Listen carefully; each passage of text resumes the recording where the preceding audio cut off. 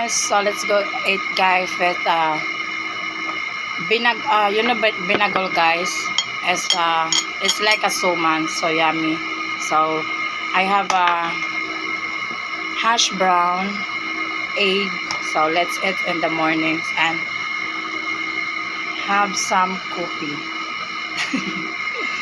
Yeah, thank you. Let's eat guys. It's delicious.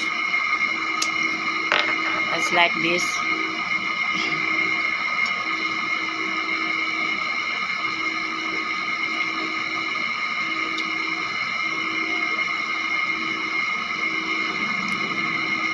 It's inside of the corners.